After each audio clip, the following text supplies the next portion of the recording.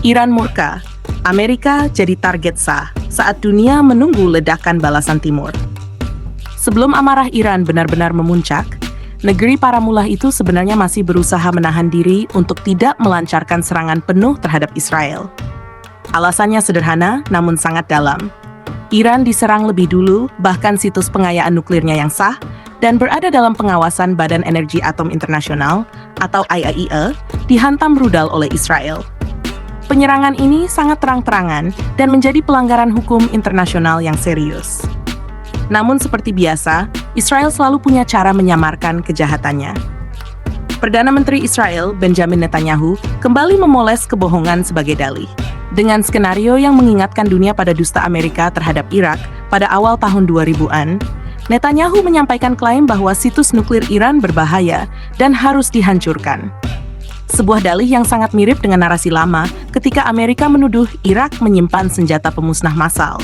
Padahal setelah invasi, tuduhan itu tidak terbukti sama sekali. Namun Presiden Irak saat itu, Saddam Hussein, tetap dieksekusi, walau dunia tahu ia tak bersalah. Cerita itu kini berulang. Israel meniru langkah Amerika, membuat narasi dusta lalu menyerang. Perbedaannya, Israel bahkan lebih brutal. Sepanjang sejarah berdirinya, sejak tahun 1948, Israel tak pernah mematuhi hukum internasional. Mereka melakukan agresi, penjajahan, dan pembunuhan terhadap warga Palestina tanpa pernah dihukum. Yang terjadi justru sebaliknya. Israel dilindungi, bahkan dibela secara buta oleh Amerika dan sekutu baratnya. Serangan Israel terhadap situs nuklir Iran adalah titik tolak dari perang yang kini semakin besar. Iran, yang selama ini hanya membalas secara terbatas, akhirnya memutuskan untuk memberikan balasan. Meski ratusan rudal Iran menghantam berbagai wilayah pertahanan Israel, para petinggi militer Iran menyatakan, itu baru permulaan. Sebagai catatan penting, Iran belum mengerahkan seluruh kekuatannya. Bahkan sekutu-sekutu strategis Iran seperti Rusia, China, Korea Utara, dan Pakistan belum turun tangan. Bagi Iran, ini masih pertempuran kecil. Namun dampaknya bagi Israel sudah sangat fatal. Infrastruktur hancur, ekonomi lumpuh, dan sistem pertahanan yang konon paling canggih di Timur Tengah berlubang di banyak titik. Di saat situasi memanas ini, Amerika Serikat, tanpa dasar hukum dan tanpa persetujuan internasional, malah melakukan tindakan bodoh, menyerang 3 titik penting pengayaan nuklir Iran. Presiden Donald Trump menjadi sosok yang paling bertanggung jawab dalam eskalasi ini.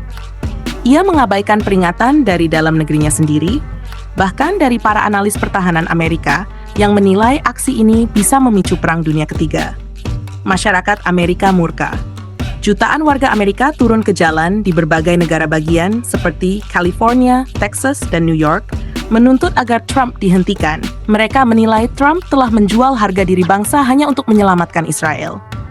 Publik Amerika, bahkan sebagian politisi dari Partai Republik sendiri, menyebut Trump sebagai pemimpin yang barbar dan arogan. Pecahnya krisis internal di Amerika tak bisa dihindari. Isu pemakzulan kembali bergema. Namun semua itu sudah terlambat. Karena malam yang sama, hanya berselang beberapa jam dari serangan Amerika ke Iran, pangkalan militer Amerika di Timur Tengah dihantam rudal hipersonik milik Iran dengan kecepatan 13 kali kecepatan suara. Rudal ini nyaris tak bisa dicegat oleh sistem pertahanan apapun yang dimiliki Amerika. Dan itu baru peringatan awal dari Iran. Mereka belum meluncurkan serangan penuh karena tidak memiliki rencana menyerang Amerika saat itu. Serangan Amerika datang tiba-tiba tanpa provokasi dari Iran dan tanpa pengumuman perang. Iran butuh waktu untuk menyusun skenario besar-besaran yang kini sedang mereka godok bersama sekutu-sekutu utamanya. Keesokan paginya, lebih dari 25.000 warga Iran menandatangani petisi besar-besaran. Iran harus keluar dari pengawasan Badan Atom Internasional. Mereka menilai, untuk apa mematuhi aturan jika tetap diserang dan difitnah? Padahal, situs nuklir Iran selama ini selalu transparan dan diawasi ketat oleh IAEA. Iran adalah negara yang sangat disiplin dalam hukum internasional, tetapi tetap menjadi sasaran. Dikenakan sanksi, diembargo, difitnah, bahkan diancam. Barat mengintimidasi negara-negara lain agar tidak menjalin kerjasama dengan Iran. Ini bentuk dominasi arogan yang tidak adil. Melalui petisi itu, rakyat Iran menyatakan, lebih baik Iran keluar dari pengawasan nuklir dunia dan menjadi kekuatan nuklir mandiri. Artinya, dunia tak lagi bisa mengetahui seberapa besar dan di mana senjata-senjata strategis Iran berada. Iran ingin bebas dari pantauan, sebab transparansi tak membuat mereka aman, malah membuat mereka diserang. Petinggi Iran segera menemui Rusia dan mulai menyusun langkah bersama. Amerika kini sah menjadi target resmi Iran. Sebab Amerika telah mengirim rudal, telah menyerang situs Iran, dan telah melewati batas diplomatik yang tak bisa ditoleransi. Melihat situasi ini, Donald Trump akhirnya menyatakan bahwa ia tidak akan melanjutkan serangan terhadap Iran. Namun itu sudah terlambat. Apa yang telah terjadi tak bisa ditarik kembali. Iran tidak bisa memaafkan pelanggaran itu. Rusia sejak awal telah memperingatkan Amerika.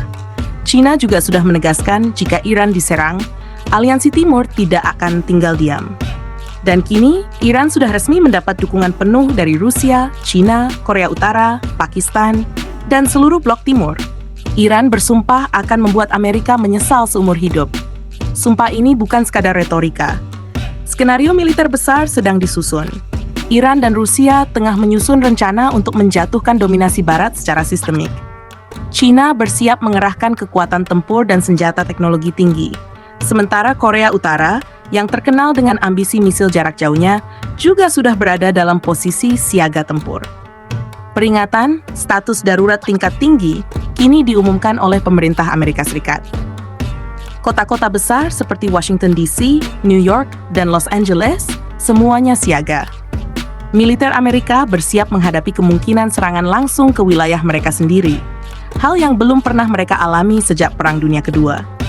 Saat ini, Iran bersama para sekutunya sedang menyusun skema serangan besar. Strategi gabungan Iran, Rusia, China ini akan menyasar pusat-pusat militer, pangkalan, dan bahkan jika diperlukan infrastruktur sipil di Amerika.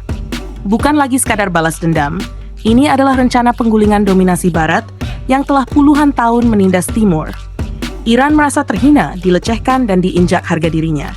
Dan ini bukan hanya dendam Iran, tapi dendam kolektif dunia Timur atas kesewenangan Barat.